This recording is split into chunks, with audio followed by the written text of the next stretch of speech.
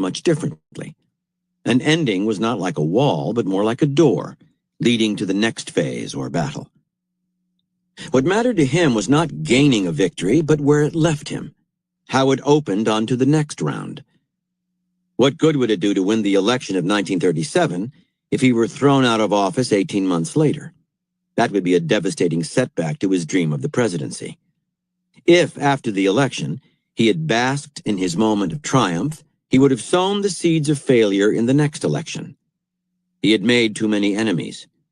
If they didn't run against him in 1938, they would stir up trouble while he was away in Washington.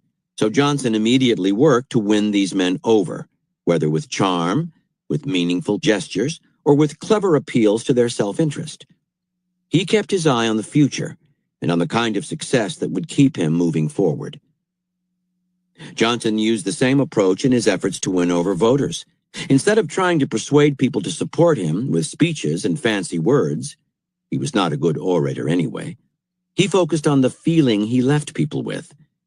He knew that persuasion is ultimately a process of the emotions. Words can sound nice, but if a politician leaves people suspecting him of being insincere, of merely plugging for votes, they will close off to him and forget him.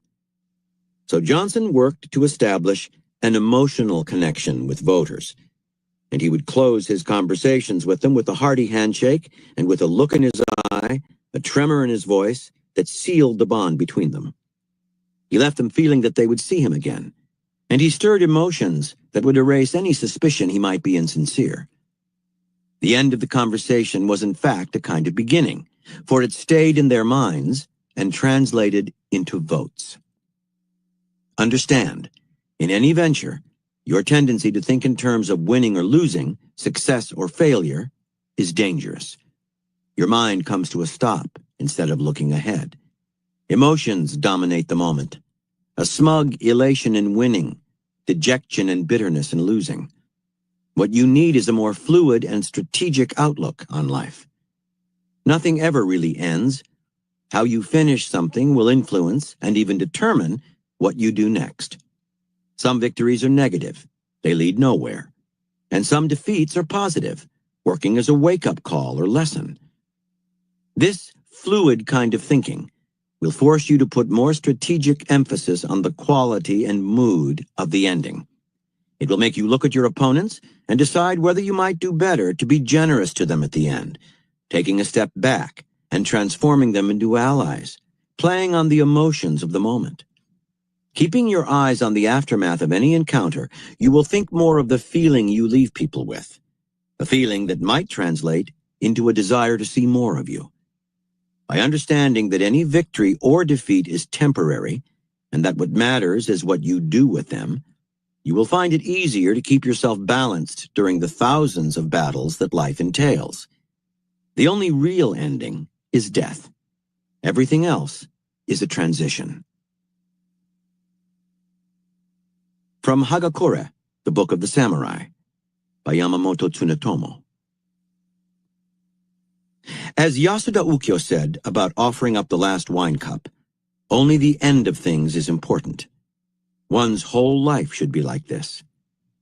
When guests are leaving, the mood of being reluctant to say farewell is essential. Keys to warfare.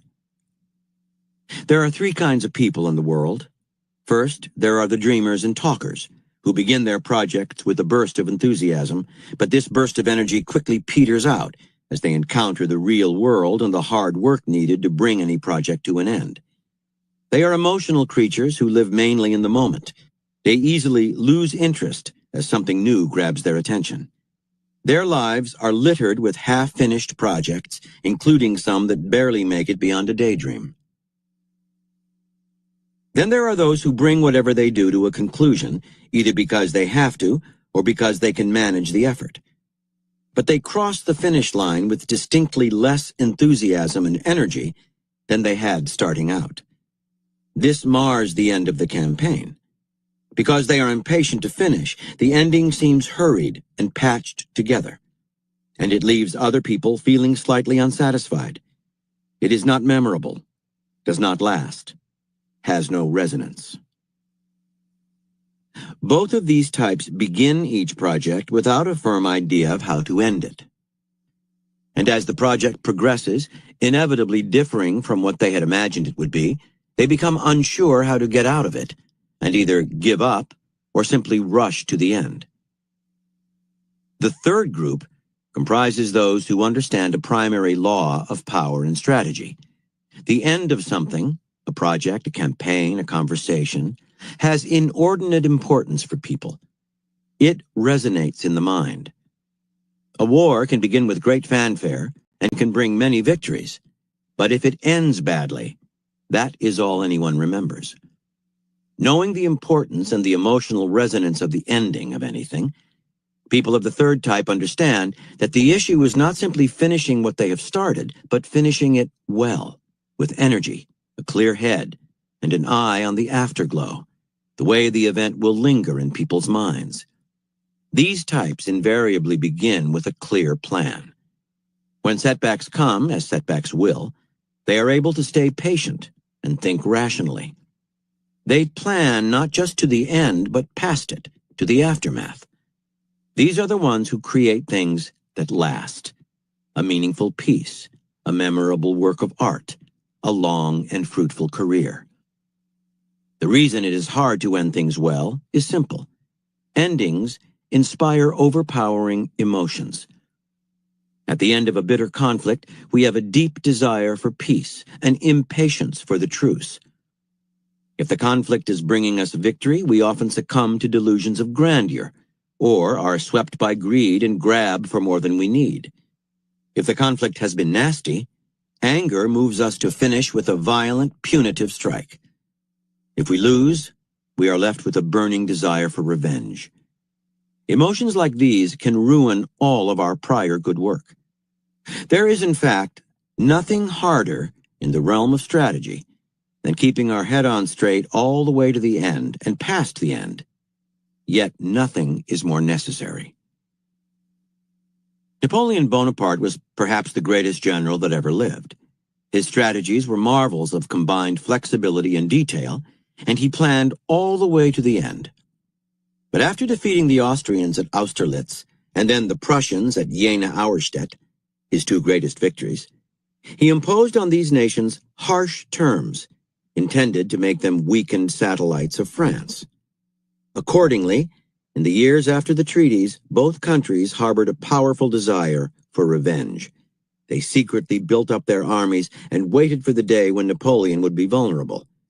That moment came after his disastrous retreat from Russia in 1812, when they pounced on him with horrible fervor.